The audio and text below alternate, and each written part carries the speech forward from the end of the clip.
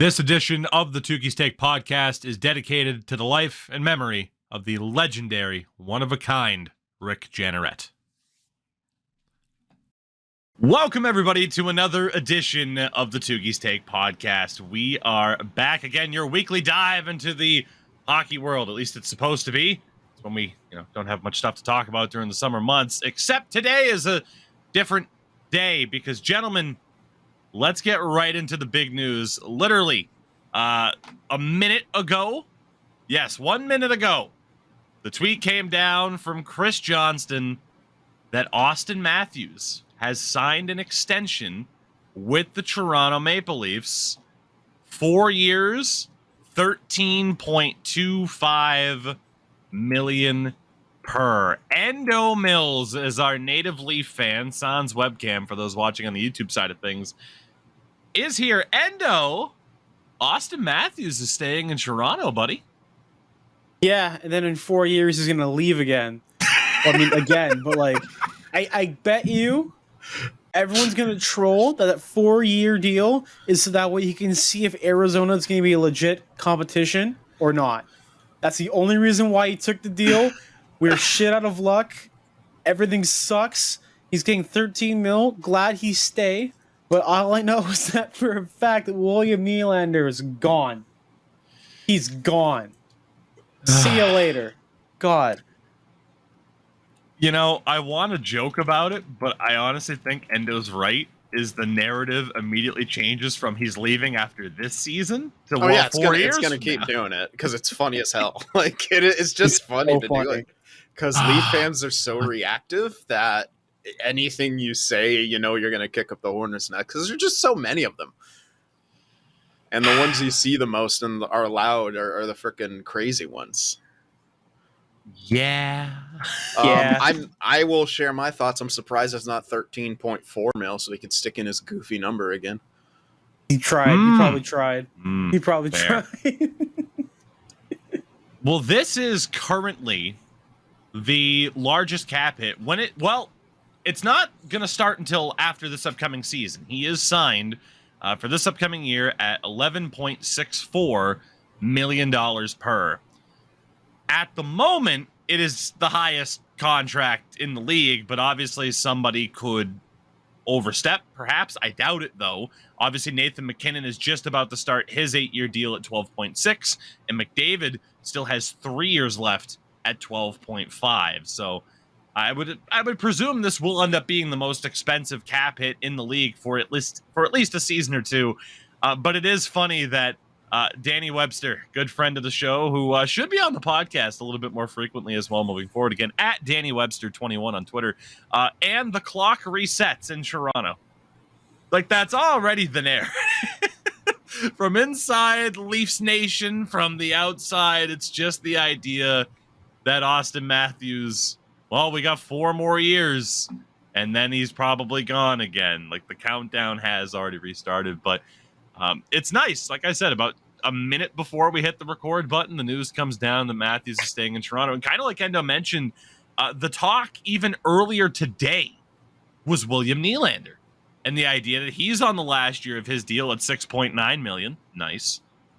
And how he was wanting to stay. And now, to Endo's point, they have a little bit less cap money to do that, as it's a raise of $1.6 million for Auston Matthews, which is, I'm honestly kind of surprised it's only 1.6. But then again, when he makes as much money as he already did, maybe you can't expect too much in terms of a raise. But no, because the first one was an overpay. Let's kind of be honest. Hey, he scored 50 goals. He scored 60, actually. 21-22. But I just love this for the fact that we get to continue to see this turmoil amongst Leafs fans, regardless of what happened. If he left, the sky is falling. If he stays, well, it's not falling yet, but it's going to. Like, I don't know. The tone they're going to win the cup changes this year, man. Like with John Klingberg making $4 million. Jesus. Such a bad signing. I keep think the forgetting worst that signing. he's a Leaf, and then like I remember and I laugh because it's just Ryan so weird. Reeves is a Leaf. What? Yeah. Yeah. Oh yeah, 3-year I 3-year forgot.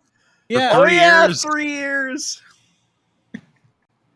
God, I remember having a discussion with someone on Twitter, and that's going to be an absolute shithole. And it was like, we haven't had a black scorer in like the Toronto Maple Leafs in like so many years, and they brought Wayne Simmons on, and then like Wayne Simmons didn't score a lot of goals that year. And it's like, yeah, we brought Ryan Reeves, going to get like 2 points for the entirety of his 3 years here, and then retire. It's gonna be great. They're gonna play him on the power play at least once, just for the memes. Just for the memes. Oh man, And I'm here for it. I am. So yeah, that was a nice little bit of breaking news at the start of the show. We figured, hey, or at least I figured, hey, let's just go for it and kind of talk about it. But yeah, right now the overall thought is just, okay, can't wait to see the reaction on social media, and it's just like Endo said. Yeah, I think we can talk a little bit about the implications of it as well. The term on it is something that really interests me. It's more of like a basketball signing, whereas like he's hedging. Like it's not so much betting on himself; it's just betting that cap's gonna go up, and then he signs for more money next time. He's like, there obviously risk involved when it comes to major injuries and things like that, but at the same time, it's already a shit ton of money, and I think that's what the whole, maybe even the new NHL is going to look like. 8-year deals are going to get less and less, perhaps less and less prominent, and you're going to see maybe a lot more of these deals where you're signing and you're hoping cap and other situations go up, and you just get more money in your next contract. I mean, dude, towards the middle or end, however you want to think it, of Michael Jordan's career, he was just continuing to take 1-year deals of like more and more money each season. Right. Like, yeah, it brings him as well to age 30, if not 31. He's a September birthday. So yeah, if you want to consider this upcoming contract age 26, then yeah, it brings him into his 30s, and at that point, we wait and see kind of what the Leafs would have done since then. And yeah, he'll have that freedom to stay. Have the freedom to, he'll get paid regardless, unless somehow these next 4 years are tragic, which is not likely to happen.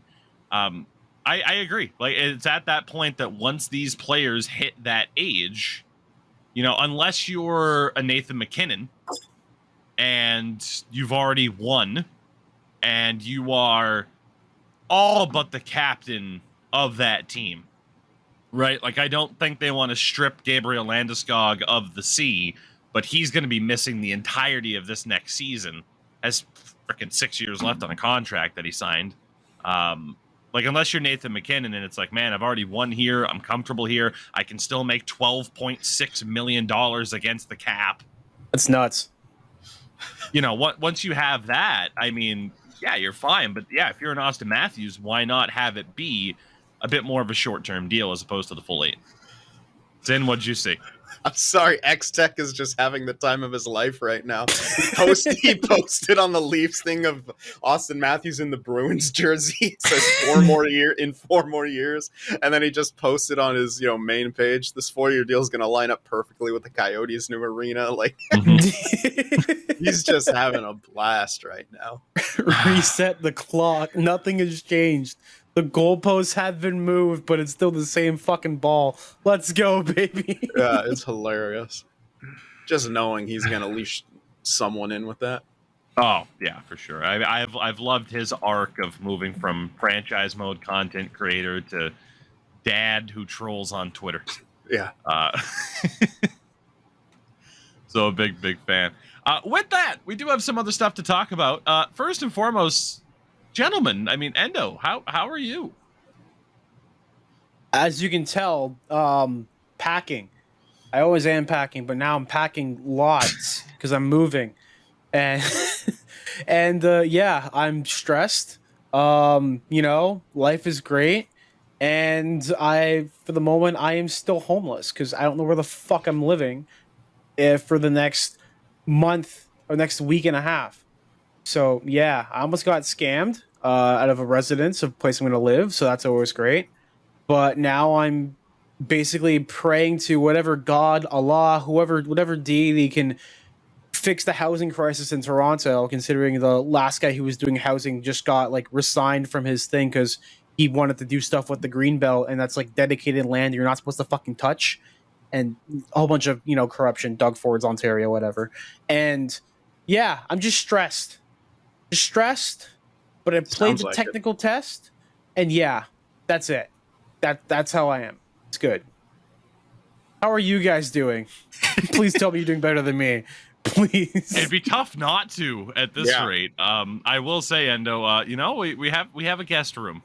Worst comes to worst. Yeah, I'm just gonna sneak over the border and don't leave. It'll be fine. Yeah. Yeah, it's okay. You're coming from the north. I don't care about that. Yeah. Sam, how are you? Yeah, I'm doing pretty good. Yeah. I can't really add much after that. That's fair. On today's show, we are going to talk about, obviously we're going to get into viewer questions. We're going to talk about some other signings that happened. We're going to talk a lot about the NHL 24 beta, the community play test, as they call it, in our initial thoughts and impressions. Unfortunately, it's kind of stolen the thunder if we were going to... we do have to give the update. Let's do it really quick. Once upon a time on this podcast, we talked about playing a game together. And since then its thunder has been stolen a little bit by NHL 24 beta, but yeah, we did in fact end up playing a good amount of State of Decay 2. It's fantastic, and we're going to play more. Like, oh yeah, it has to. It's such a good game, and we should probably crank up the difficulty. Probably we could. That's the fun thing about that game is you can make that game as essentially as difficult as you want it to be. Yeah, and I was messing with the settings on my solo little thing. I think though it like pushes you back to a different settlement though, like weirdly, if you like change the map. But yeah, I don't know. I mean, that is the type of game, if I'm not mistaken, you can play it where it's like, oh, did you get bitten? Oh, you're probably fucked. So, as opposed to, oh, I got bit. Well, I got like an hour and a half to try and solve this problem, and I'll be good to go. Yeah. But it is a very, very fun game to play with friends. But I don't know. I wanted to give that follow-up there because Sin was excited, and the game has met his hopes. Oh, yeah. It's fantastic. Speaking of fantastic things and measuring up to hopes and expectations, as always, this podcast is brought to you by our friends at manscaped.com. I want to remind you that you can use the code Tougie, that's Tougie, for 20% off your order and free shipping. The best you can get in the world of men's grooming, Manscaped. Get the right tools for the job. I don't have a special thing to add for this one. We've been sponsored by Manscaped for like 2 years now. It's ridiculous. They've been a great partner, and again, I think you should take a look if you haven't already. What are you waiting for? Our friends at Manscaped.com. Yeah, back to school. You're going back to school. You want to be able to smell fresh and be ready for Frosh Week. Yeah, that's right. I said it. Frosh Week. Last time I went to Frosh Week, it was okay. It was actually pretty good. You might want to be ready, prepped. Everyone's going to be super full of testosterone and estrogen and stuff and all the things, being excited. So get ready for Frosh Week. What are you talking about? Use our promo code. Get yourself cleaned up because shit could happen at Frosh. You never know. Always be ready. You don't want to stink up the room when you just show up because, like, you don't want any of that. Come on. Manscaped.com, promo code Tougie. Promo code Tougie.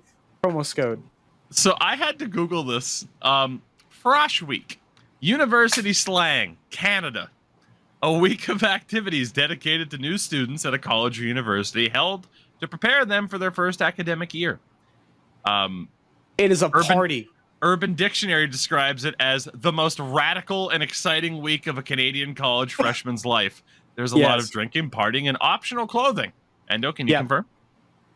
Yes, I can confirm there was optional clothing. I kept mine on because I'm raised well, and everyone else who is white and come from money does not. The amount of shit I've seen happen, because as someone who lives in a residency next to one of the biggest universities in Canada, it's crazy. Shit is wild. People just like willing just put themselves through doors, through walls, because daddy's credit card can pay it off.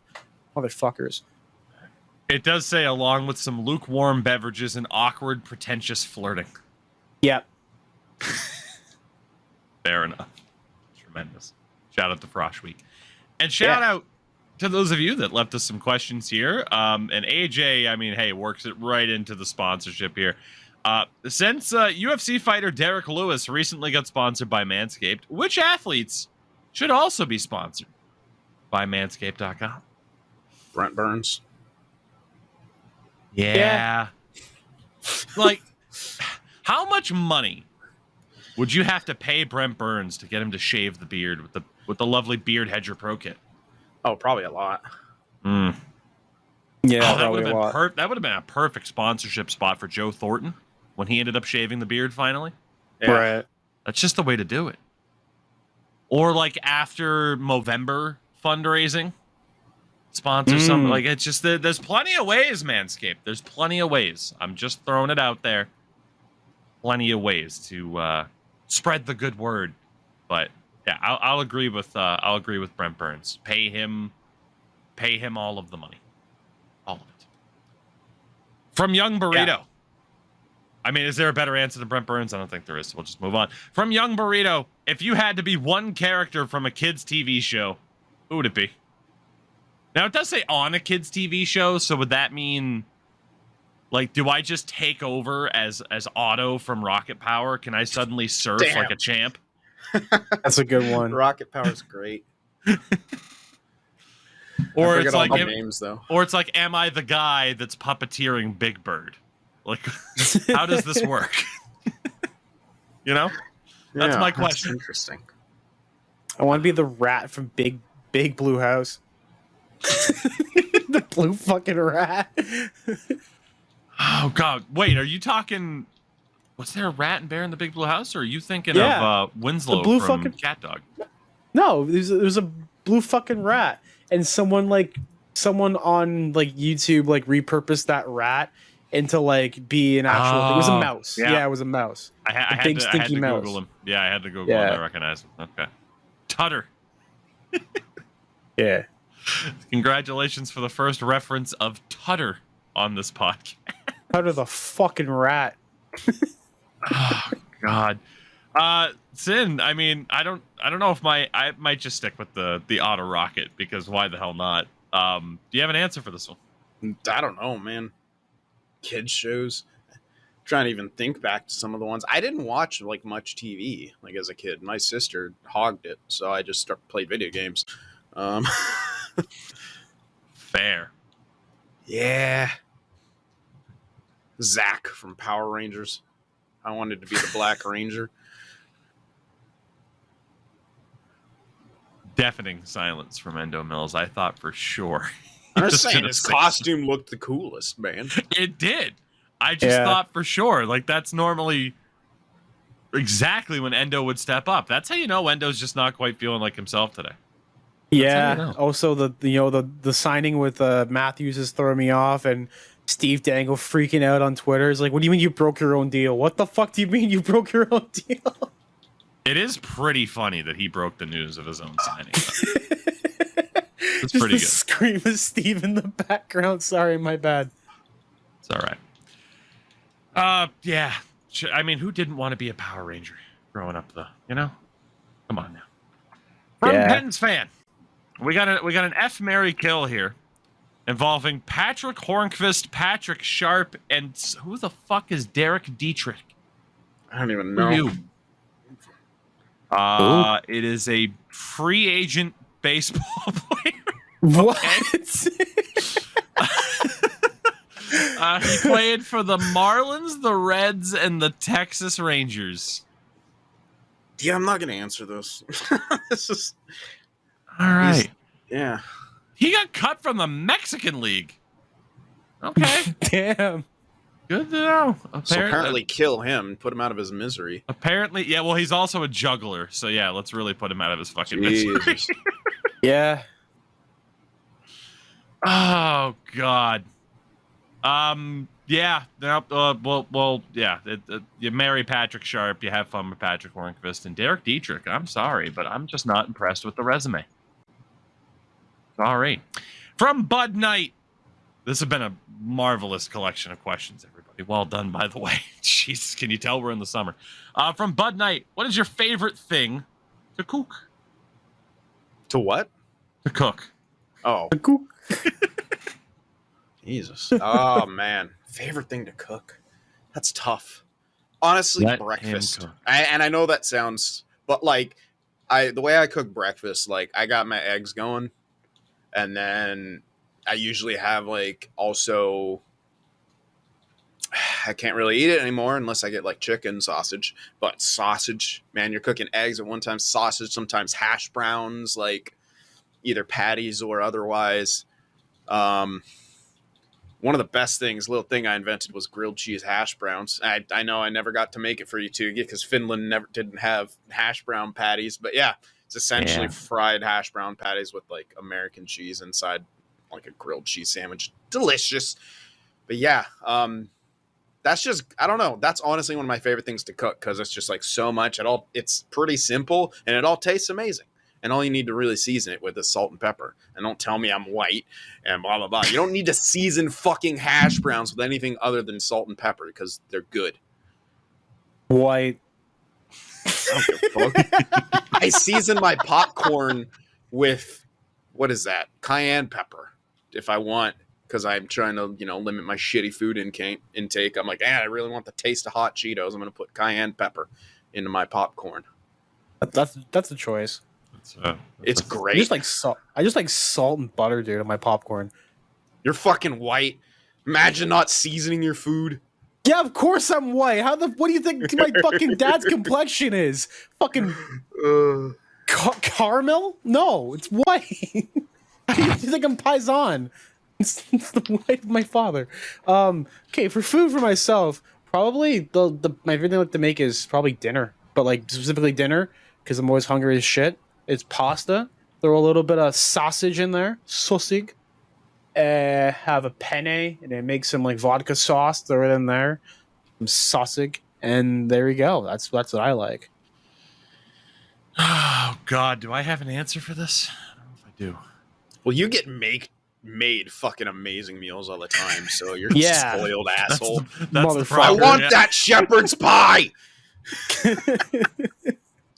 Like I enjoy cooking. I do. Like it's not something I'm terrible at, but yes, I do have a lovely person in my life who makes fucking top-notch food.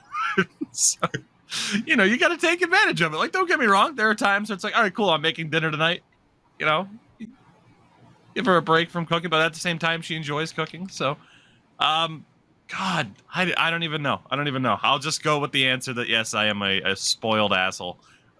No, like, yeah, I was pretty spoiled when I was in Finland, too. Like, I'm the same way. Most of my meals are pretty simple. They're good, but they're pretty simple. And then I'm there, I'm like, oh, my God. Not only these, they're just so good. Find yourself a partner who can cook. Oh, yeah. And enjoys it, too. Don't make her cook. Yeah. Don't be that guy, you fucking trash bag. Yeah. And do your part. I'm doing my part. Contribute. Be a partnership. Be equal. Sin's relationship advice of being a good partner. Yeah. Our new summer segment. Sin's advice of how to not be a shitty person. Yeah. I got plenty of snippets. There you go. Our final question comes from Bouncy. What is the hardest you've laughed while watching a hockey game? What happened? What game was it? Why was it hilarious if it's not obvious? My answer is Alexander Semin playing the bongos. Slapping him. That is a pretty good one. Fuck. There have been a lot of like funny hockey moments, but man, I will laugh at that clip until the day that I die. It's just God damn it! Like like Alex Semin as a player, like there's a reason I still have an Alex Semin jersey, and it's not because of like the meme of like it looks like semen, but it's because he was a hilarious player. He got that big contract in Carolina and just gave up.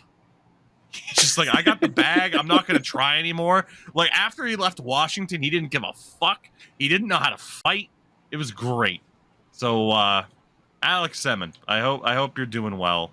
And never forget, indeed, commentary did say his name as Seaman in the first couple years of him being in the video game. To Seaman! Yes. That was really really good. To Seaman! That one, not so much, but the first one was perfect. The first one, that was like the old, like, NHL Jim Houston. 98 Yeah. Jim Houston. commentary. Yeah. Scores! He scores! Yeah, Jim Houston. That's a good Jim Houston. Like, Oh, Great man. save by Brodeur. like I don't care what anyone says. Like, I feel bad for James Cybulski because it went from freaking Jim Houston in the EA NHL games to Gary Thorne to Doc Emmerich. No matter who it was, you were going to have a rough time trying to live up to the commentary. And especially when it eventually got to the point that people complained about Jim Houston, people complained about Gary Thorne, and people complained about Doc Emmerich. Yeah. I'm just saying, cut James Cybulski some goddamn slack. That was a Oh, tough. you told me that you're was not a tough fan job. of. Oh my God! He scores! Oh, this is what it sounds like. I don't even mind. I don't mind. It sounds him. like I Paul don't. Bearer. I know people. I don't. There's a lot of hate, but I don't mind his commentary at all. Yeah, Wow. I mean, I like it's not my favorite, but at the same time, it's one of those things where it's like, yeah, I think he gets a little bit too much hate. People just Given- need something to piss and moan about, man. God. We'll get into that when talking about NHL 24. Give us a second Oh here. my God. Do Oh, yeah. either one of you have a funny moment though that stands out beyond Alex Semin playing the bongos? Honestly, yeah, I was at this game. It was a playoff game. I think it was Vancouver and the Sharks at one point, and there was like a scrum in front of the net, and someone like pissed off Marlowe, and he took a swipe at the guy, hit him in the jaw, and I cannot remember who it was. And this may have even been the Blues or something. Was it Barrett Jack? I don't know. The guy just like did this face of like like, and I could see it because we were so close, like at Marlowe, like he was like trolling him and being like, oh, I didn't know you could fucking actually hit someone. Because, you know, Marlowe, he's a quiet dude. He doesn't really get bent out of shape. I think he had like 2 or 3 career fights. And it was just the funniest thing I've ever seen, even though it was like against my guy. Like, it was the funniest thing, just the facial expression. Ugh. I will. I'll also throw out Evander Kane one punching Matt Cook.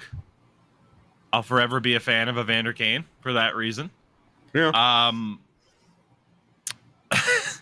Ilya Brizgalov in general, Yeah. just as Yeah. a quote Pretty much. machine. Yeah. You know, but he said in a hockey game, right? So that's It did say in a hockey game, but you know what? I'm willing to cheat here. I make my own damn rules. It's Um, on the game. Well, you have to be mad. I Dude, think that my clip- favorite. Sorry, no, Oh. 1 second. That clip, like, took off, like, beyond the hockey world. That's how good of a fucking quote it is. Is, man, you couldn't see that if you were watching gameplay for any video game. Yeah. That would be there. So, Mhm. yeah, god damn it. Not quite in a game, but, again, a great moment. Endo, you were going to say. I think my favorite is Vernon Fiddler making the angry BXA face impression, and just Alain Vigneault just dying on the bench. I don't remember. I don't remember that. I'll show you because it's fucking funny. It's here in I'll look the cast chat, but it's fucking hilarious. He's like me. He looks like a Muppet. He looks like a legit Muppet, like Beaker's face, like me, like just like that. As he's going to the Okay. Yeah. No. Yeah. Now that I see it. I mean, it's funny because all the players on the bench are dying. The people behind them are dying. Oh, God, that is a... Oh my god, his own coach Yeah. is laughing at him. Okay, BX is laughing too. Holy shit. That's It's stupendous. Just the way he like bobs his head just reminds me of Beaker from the Muppets. Top tier Muppet. Yeah. Question from me: favorite Muppet? We've definitely answered that question at least like 3 times. Oh, it's definitely Beaker. I don't care. Doesn't say a word. Fucking meeps. Fuck. Dude, Alain Vigneault's losing it. Holy shit, that's amazing. He's the best. I like that Juice was laughing too. That's pretty funny. So with that, there isn't too much else to talk about. There were a couple of things that happened, a couple of notes. The San Jose Sharks have hired Ryan Miller as a goalie scout and a goaltending developmental coach. They have also hired Thomas Vanek to be an amateur scout in the state of Minnesota. Both of them former teammates of Sharks GM Mike Greer. So at least they'll know what not to do compared to what went wrong in their times in Buffalo. Yeah. At least you would hope. Hopefully they were paying attention. Yeah, Yeah. And aside from the Matthews signing, there were a couple of deals. Tampa Bay loves themselves some term as they signed forward Brandon Hagel to an 8-year extension worth $6.5 million per. Very, very solid player. How much more would he have been able to get on an open market after this upcoming season? Who knows?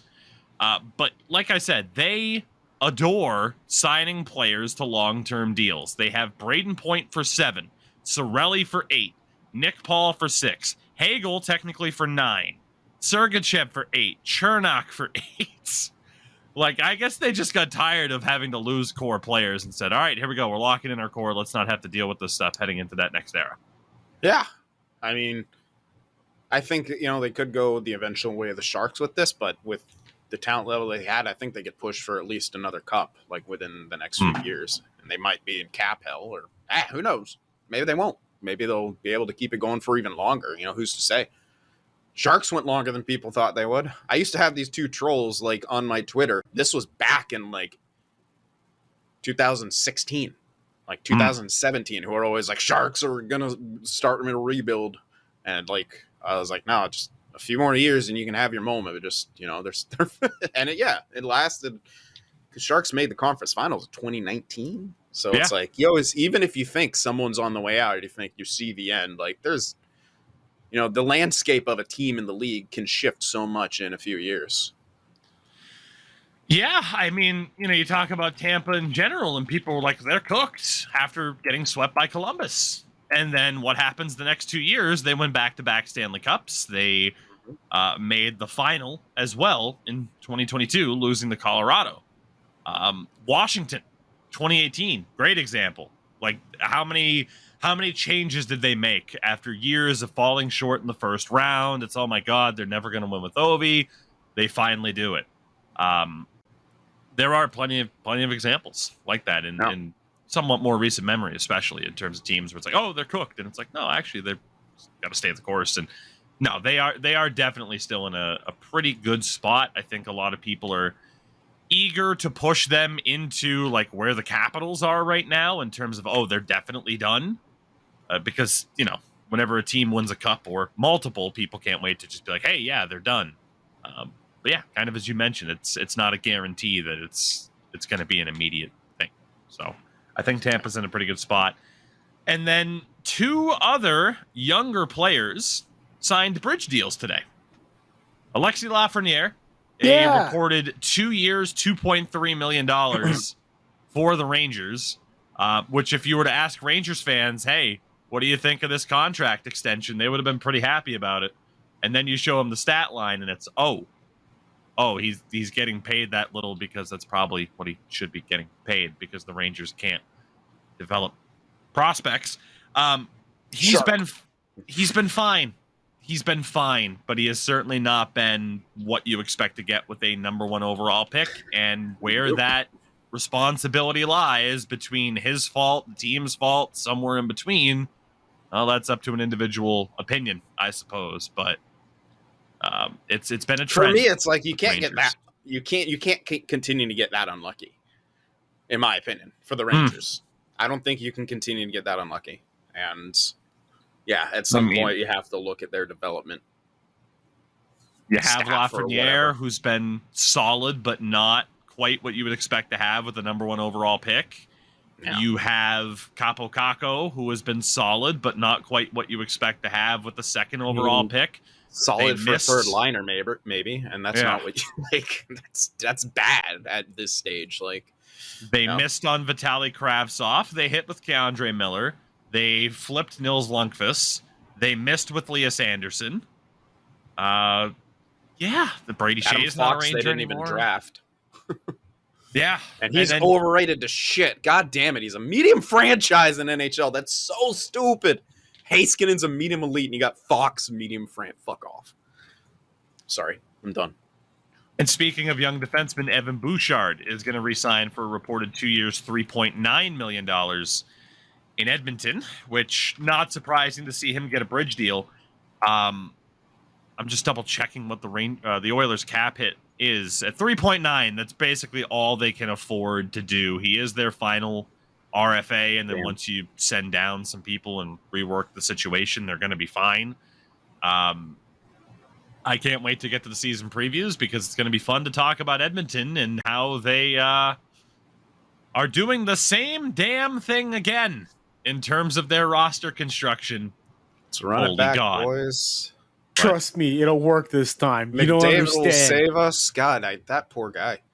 God, I mean, he's been underpaid since the first time that kicked in, but he's so severely underpaid now, and they're overpaying guys they shouldn't be. It's so bad.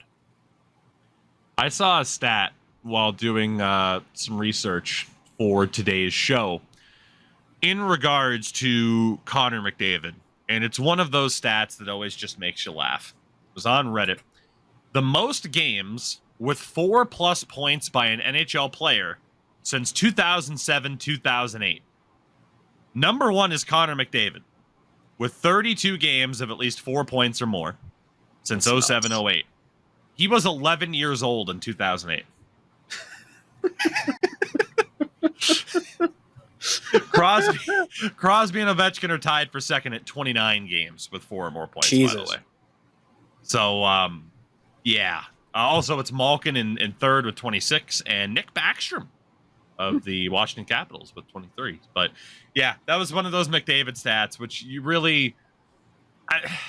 you can't quite get to Gretzky territory of the absurdity of Gretzky stats, but McDavid is the closest thing that we have in the modern era to just the absurdity of what he's been able to do. And we've talked about that on plenty of occasions. Yes. To wrap up this show, let's talk about the NHL 24 beta. We have all gotten at least a couple of games in. Yes. Despite the fact, of course, that EA, and not the NHL dev studio, but EA as a company have their own way of running betas and doing that whole deal. So we still have the whole code sign up thing, which limits the, amount of people that are able to log on and stuff like that. But we have still been able to find games. Where do we want to start in terms of specific aspects of this game and what we think? Because I feel like if we try to tackle it as a whole, it's too meaty. But if we go on like an aspect by aspect basis, and I'll start us off actually. Yeah, do that. The goalie tether system.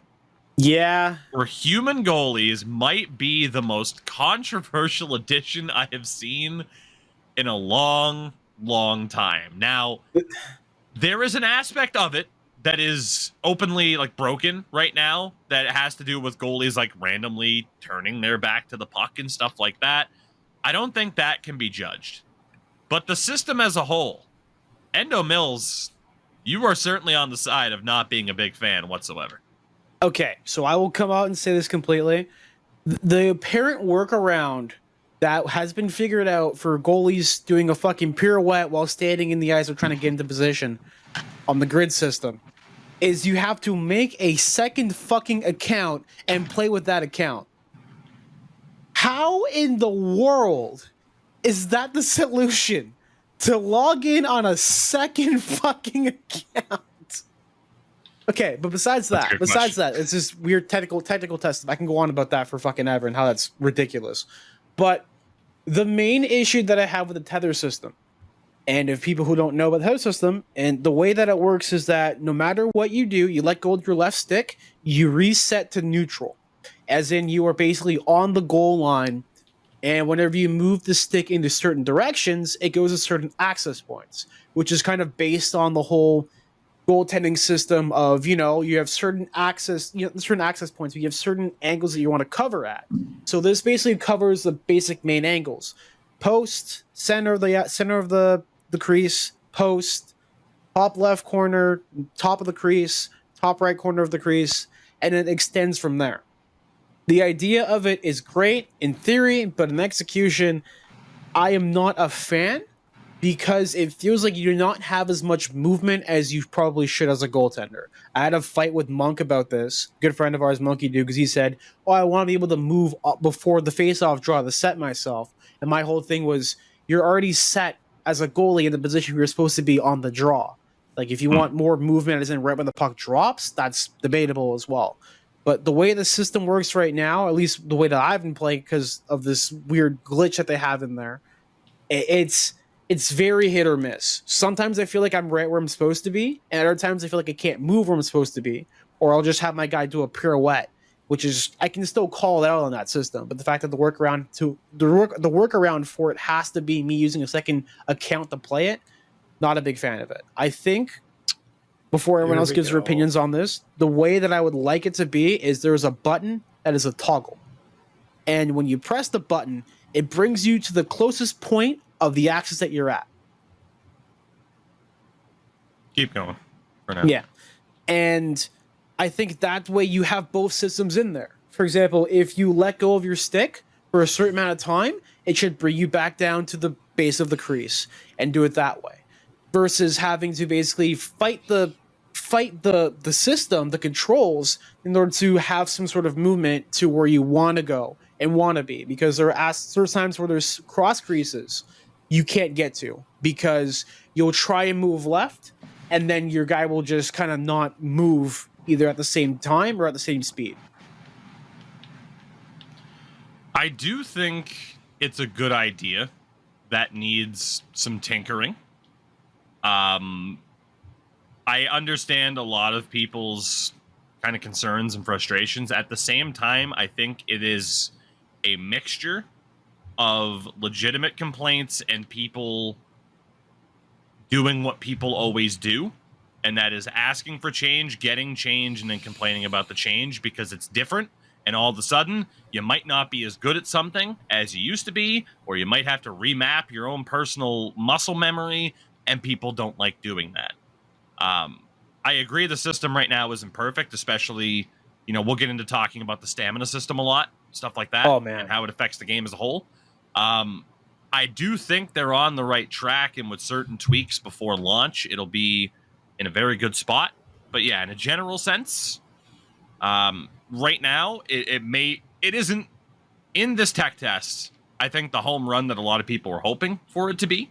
But that said, I would prefer to not see them give up on the system, and I don't think that they will. So tech issues aside, Endo and I, of course, talking about the goalie system. Sin, you won't have as much of a thought on that because you don't play goalie, and that's understandable. It's one of those things where you can kind of look at what people are saying and say, oh, okay, I have a respect for it. In a similar way, one of the big conversations too going on is the two control schemes being the only way to play. That is something that I imagine we will see change. There has been a lot of conversation from players with physical disabilities who are just like, man, I can't freaking play this game anymore because I can't. I imagine that is something that will change, and that is one of the positive aspects about the beta is, it's able to shine a spotlight on that. I am surprised, and I will say, like, there does deserve to be critique of like, how was that an oversight to that level? So I agree with people critiquing it on that front, and hopefully, especially when they're pushing for, you know, accessibility. Like that's their big keyword. I mean, yeah, they maybe meant more for new players, but if you're going to say accessibility, also it has to encompass everything. Like you have to, the inclusion's important. And I think, and they've been obviously very receptive to feedback and stuff like that, in, you know, talking to certain devs and stuff, which I think is also great. Very, very active in the Design Council Discord. Yeah, that's been but yeah, no, yeah, you're allowed to. That's been a real, like a big thing. And I know a lot of people are, oh, where's that Discord they talked about in the reveal trailer? I don't know at this point. I'm sure it's still coming, but that was something that I personally never paid attention to. But in terms of like, people know this at this point, like the people who are affiliated with EA, you know, myself, the Thrashes, the Nashers, I mean, everybody, there is a Discord where we have, you know, direct conversation with a good amount of the devs. Not everyone's in there. And the people that are, hey, they are a bit limited on time to hear us, you know, all the time, but they have been incredibly active the last few days. Obviously, so much of this is focused on the gameplay, but that accessibility thing has been a major conversation. I would be shocked if we don't see, it might not be at launch, because I don't know what the hell their process would be to re-add in different control schemes. You'd like to think it wouldn't be that difficult, but it probably is. I would like to think we see that course corrected, and rightfully so. That was, you know, out of all the critiques you can give them, I think that one is one where it's like, man, that's a mistake that I just don't understand how you made. But I'll be completely honest as well. It's not something I thought about. You know, like for me, in terms of like, oh, hands-on time with the game in Vancouver, that wasn't something I was looking at. I was just looking at like, oh, there's a new control scheme. Let me try it. I didn't look at all the control scheme options to realize it was even gone. So, I mean, that's probably why you didn't really see too many people that would have gone to Vancouver and had access to the game early mention something like that. It's because, one, there's a new control scheme, and two, it didn't affect us. So, just one of those oversights on all fronts, really, that is, I can understand, is very disappointing. And that shouldn't be put in your guys' hands anyway, because you're there to test out the game, see how it feels to you, offer your feedback and things like that. Like, we're not. I mean, I'm hoping it leads to someone like Wheels, who is noted in the NHL community. He plays a lot of goalie. I'm hoping it leads to someone like him having a spot, you know, that direct line of communication to be able to give his feedback on a straight basis. Because that's, you know, having a voice like that would clearly help a lot, I would say, and, you know, could help kind of give a leg up, because there are certain games that, you know, do a better job than others in regards to accessibility. And obviously with sports games, it can be a little bit more difficult just with the complicated nature of them. But yeah, so anyway, wanted to acknowledge that was a conversation going on. I'm trying to think of other controversies. The lack of match club size and match goalie options, I would imagine that's going to be reverted as well. That has been another huge critique, I would say, so far. I don't have too much to add to that conversation aside from, I imagine they'll listen and revert that. Yeah, they should. And because, you know, their goal is to lessen search times and stuff like that. But if you don't have those options, you're just going to have teams leaving because they don't want to play against a team with a bunch of computers or a computer goalie when they have a human goalie. So you might speed up search times, but if teams are leaving, you're technically not, because if they don't have the option to find what they want, essentially. So you're still going to have that.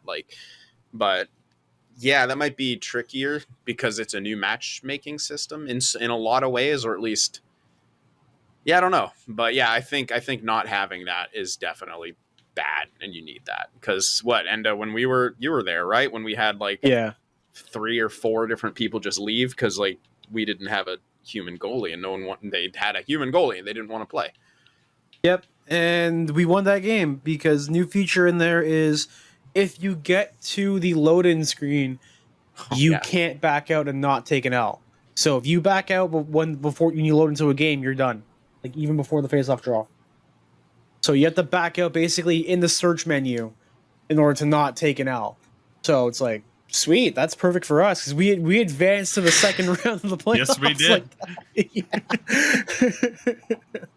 Another thing, real quickly too, I want to say about customization and building stuff up because I spend a lot of time just messing around with jerseys because I'm the kind of guy who just does that because I'm nerdy as hell when it comes to design. And one of the things that I like about the system is that you can have different jerseys saved as in like profiles to make. So you can have like 30 sets of jerseys. You can have like a bunch of jerseys for the home, a bunch of jerseys for away, and for alternate. The only issue is that you have to change it for all of them. For example, if you want to use a certain jersey template for home away, you have to do it manually. You can't say set template to home away or alternate, which is annoying as hell as someone who wants to do stuff. Another thing too is that your player and goalie builds are all stuck individually with settings, with home and away. So if you have a casual player or casual goalie skater and you give them like a certain setup for stick, even like name number, stride type, shot type, stance, all that stuff, you have to change it in every individual one. So you can't just set it all to set all to whatever. You have to go, change it for the home and for the away. And then for the club, home, away, and alternate. It's just, there's no set all button. And again, for casual skaters and goalies, there's no set colors to all.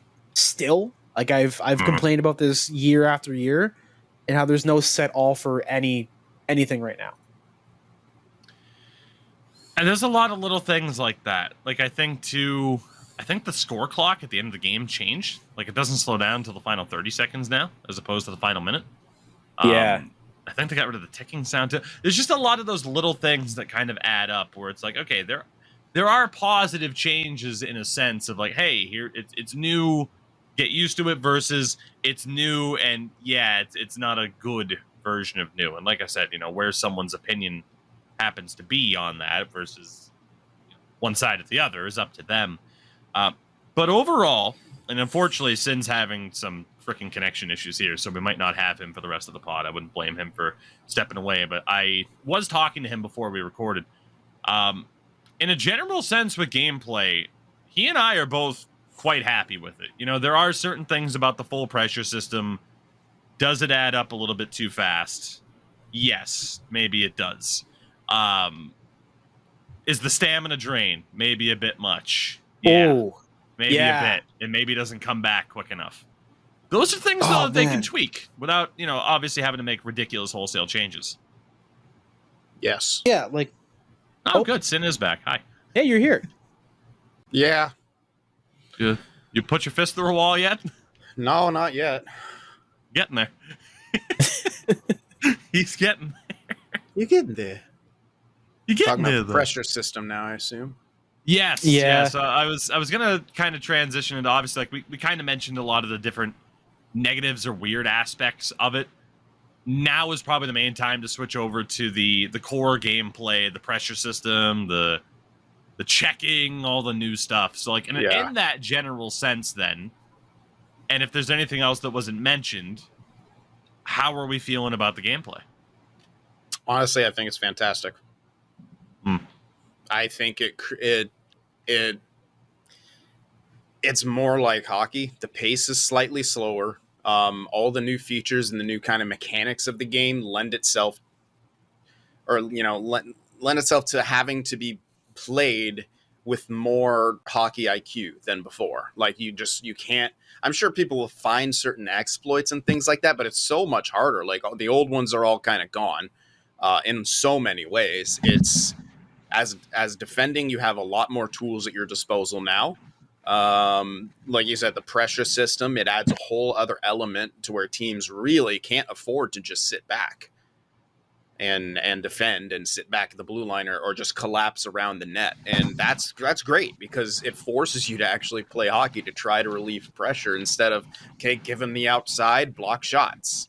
Like that, it's not that simple in the game of hockey because you get tired out a lot faster, in your defending end than you do as a team in control of that puck, cycling and things like that. Yeah, I mean, I kind of mentioned the idea of like, okay, maybe how quickly the meter fills up. Could that be adjusted? Could the stamina drain be adjusted? The stamina recovery after you get out of the full pressure? Could that all be tweaked? Yes. And based off feedback, I would imagine it will be. But for the most part, I think the core of the system is a tremendous, tremendous addition. And I'm excited to see how it affects just, typical gameplay. I'm excited to see how it affects the esports side of things, where, let's be honest, the trap meta has reigned supreme. And, Sin and you and I talked about that on the show, is that idea of, and Endo's seen it too, obviously, with his, experience and commentary. It can lead to some boring ass games over the past few years where it's just, well, it's 4-2 heading into the third period. Yep. And it can be difficult to consistently sell someone on why that's impressive. It's like, there is a reason why freaking basically every sports video game is always a bit more heavy on the offensive side of things having the advantage. It's more fun to see goals go in. It's more fun to watch goals go in.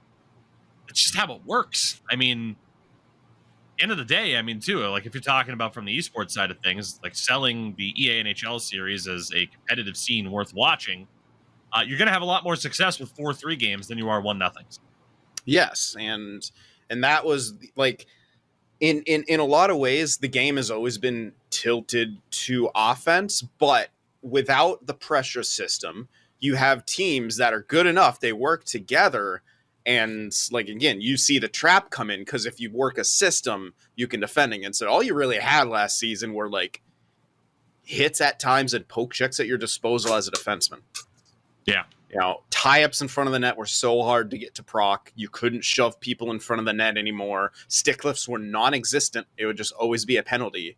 And so that led to, having to play this trap system, this collapse system to try to, reduce the chances of the offense being able to do what they want to do. Now you've tilted it to the offense in a positive way, where you have a pressure system where if you work together and put pressure on, you will make the other team less effective. And that's, I think, good because that eliminates the trap meta. At the same time, you've given back the defenders more tools. There's different hitting ways. There's, 3 different hits, essentially. Hip checks, the larger shoulder checks and bumps. You have your stick lift that you're actually able to do. Poke checks are still good when you time them right, but they do slow you down. And it's, it's hard to just get deked through as well and there's no more L skating, essentially, as well, at least for the most part. So, honestly, I think this is probably one of the better states that I've had seen an NHL game in quite some years. And I'm not just trying to hype up this thing. There's obviously changes that can be made, but I only see a lot of positives in what they've been introducing, at least in the theory craft side of things. Yeah, I think the pressure system, there could be issues if it remains as it is right now, but I don't think it will, because there's been a lot of feedback from everyone. It's like, hey, we like this. Here's how it could be better. And most people are on the same page about how it could be better, which is, okay, you have to do a little bit more to get to that full pressure system. But I also like that there's a timer on that too. When I initially was like hearing about it, I thought like once you had full pressure, you wouldn't be able to relieve it until you got the fucking puck out. I'm like, oh, that could be potentially exploitive, but let's see how it works. But you have a timer essentially. I'm like, yeah, right. All right, strike while the iron's hot. I think the implementation's beautiful. Few tweaks needed. That's it. Don't make major changes to it. Endo. How you feeling about the gameplay side? Yeah, pretty much the exact same thing as well. One thing I did notice, I noticed a lot of discourse on Twitter, or X, as what they're calling it now, with the hand motions with the X. Exactly. There you go, Tougie. You got it. And a lot of it has been as if this is all final. For some reason, I don't know what it is. Maybe because people are small brains in this community. I don't know. But they've been thinking that this is just entirely like lasted. This is what we're getting. And no matter what, they're not going to fix it. They're not going to touch it. They're going to give it to us, kick us out the door, and send us screaming. Whereas, they've had last year, they had multiple technical tests They had one in the beginning of August and then one in like the second week of September. So there could be a second release where it's like, hey, here's how we patch things up. Take a look at how it is. Let me see how you get. Let's see how the community likes it and feels about it. Because generally, I do like it. Sometimes it feels as if I don't get a pickup when I should. That's something that I've noticed a little bit too. But that could just be me just not being good at the game. Get good, scrub. But generally, I just feel like it could be just up to trying to play the old game in the old system. Same thing happened last year in the technical test when we played a different game. We were like, play this a little bit differently, play it more authentically. And it felt good and it felt great. Like, there were even times when we were playing where we legit were stopping, just cycling the puck around and around and around, not even taking any shots, just tiring out the other team. Or I'm like, this is great. It genuinely is a good attempt to emulate how hockey is played. And I hope they don't change too much with it. Obviously fix the stamina issue, fix the goalie tethering issue, have an option to have tethering on or off, or my suggestion of a toggle, because that way you can snap to a point no matter what, so you're still kind of on the angle. And it will help more for cross creases. So same example, you're on the left side of the crease, so as a cross crease, you just move that stick to the right, hit the toggle button, and slide over a butterfly save, and it could make it more intuitive. I think overall, it's kind of where my thoughts are too, is a couple of tweaks here and there, and this is shaping up to be the best NHL from a gameplay perspective in a long time. And like you said, it is a beta. I get that people might have some trust issues because 23 was essentially abandoned, but again, it was abandoned to put the focus on this game. And it was the idea of like, let's just leave 23 as it is and get that work into putting 24 where it needs to be. And then the follow-up to that is putting the support into 24 moving forward. Like, they have already stated, like, yes, patches are going to happen for 24, gameplay updates are going to happen. And you're going to see changes before this game launches. Like, it's the idea of like, oh, it's August 23rd, the day that we're recording, and the game comes out September 10th. It doesn't. It comes out, October 3rd, I think it was? October 6th for pre-release, October 9th for full release. Is it the 6th and the 9th or the 3rd and the 6th? Regardless, doesn't matter. It doesn't come out until early October. Right. It doesn't come out until early October. Like, that is time for them to implement certain things based off of the feedback time. There were definitely times previously where it's like, oh, cool, they're having a beta like 3 weeks before launch. What the hell are you, or 2 weeks before launch? What the hell are you going to be able to do with that? Again, it's just one of those things where I'm still choosing to put my belief heavily into this new dev team and looking at what they have done so far, what they're planning on doing, and where they can kind of move things now. I think they are getting some good feedback out of this that they will be able to properly utilize heading into the game. And, maybe there are some things that we don't see until the first patch, maybe even the second. But again, I do think you're going to see those changes. But yeah, overall, I'm having a pretty fun time with the game so far. Defensively, especially the hitting, I shudder at the idea of them changing it. Like, it is so satisfying to land a hip check on someone, to be a bigger build and actually be able to throw your weight around properly and properly manhandle people that are running smaller builds if you catch them. It does feel like gone are the days of, oh, here's this fucking 5'0" dangler. I have a defenseman. Oh, I should have crushed him, and he just keeps going. Like, if I line up that hit right, you're not going to see that dangler stay on his feet. He's going to get lit up, and that's how it should be. Yeah. Any other thoughts? Obviously, again, continued issues with Sin. It's been a cursed podcast in that regard.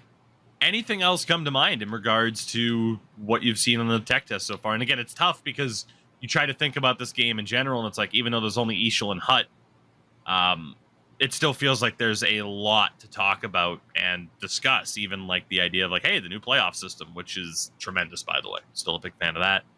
Is there anything else that comes to mind for you? I think one of the things is I played Hutt for a bit, and I don't like it. I don't know what it is. Not just the concept of Hutt itself, but just the gameplay in Hutt feels weird. I don't know how to describe it other than it feels weird. I did like a bunch of the challenges they have in there, and it just didn't line up for me. So this might be one of the years that I actually skip out on single player gameplay and just watch stuff instead, and only play a World of Chell kind of thing. Because I was playing it and I'm like, I had this realization that I'm not having fun. And like when it hits that like you're not having fun, you just kind of sit there like, I should be having fun right now, but I'm not having fun, and I don't know what it is. And so I like turned off the game and sat there. I was like, is it just me not enjoying the game, or is it me having higher expectations, or is it me just realizing that, I want to make Hut my thing, but Hut's never gonna be my thing. Yeah. Get that sweet pack money though, Oh yeah, they bought Thrash a new house. Let's go! Shout out to Thrash. Pack money buying him a house. No, but on the real low, but on the down low, but just NHL 24's tech tests in general, progress. They've been open, they've been communicating with people, and just some more tweaks need to be made. And like you said, perfect way to go. Also, there's a new broadcast camera. There's like broadcast. There's a true broadcast. Yeah, there's true broadcast. True broadcast and true broadcast classic, something like that. Yeah, legacy, and then there's broadcast. It's like what? Huh? I know people are still asking for custom cameras. Essentially, maybe we do get that eventually. 25. And shout out to the Battle Pass. Oh yeah, NHL Battle Pass. They give me like 3 NHL points, and it turns out the coins aren't going to be called grind. They're going to be called World of Chell points. I like grind better. Yeah, I like grind better. Yeah, as a placeholder name. With that though, we will look to, I think, wind things down, especially with Sin having his continued issues. This will be a pain in the ass to edit, I am sure. But hey, if you're listening or watching to this, watching this right now, listening to this, watching this, then hey, it worked out. Somehow, some way. We will be back next week. Hopefully, we might have to find a new time to record these damn podcasts because Sin just gets brutalized in the Californian afternoons. But of course, you can catch Sin on the YouTube side of things at Sin for the Win Productions. He is still dropping franchise modes on a daily basis, so make sure to check that series out. And of course, I am doing the same thing on the main channel. Yes, it's a lot of stuff that's a little bit old at this point. We had a lot of backlogged content that I'm now finally uploading. I don't know how the hell that happened. I've traveled a lot this year. I think that's how it happened. And of course, the second channel has a lot of Madden, still a lot of MLB. Sin, hi. Okay, he can't hear us this time. I had a feeling. Okay. He can't hear us this time, which is fine. Endo, what the hell's it's just Endo. Nope, it's Endurance M. Yeah. Endurance M. That's my socials to find me. It's everywhere. It's universal. It's Endurance M. So it's really simple to find me. Twitter, X, at Twitch, Instagram, YouTube, all that stuff. Hopefully, I should find out where the fuck I'm living next week, because next week's when we're supposed to move out. And yeah, don't get scammed. I will say that as my sending thoughts. Do not get scammed. If something is too good to be true, it is probably too good to be true. We will see you next week, everybody. Have a good one.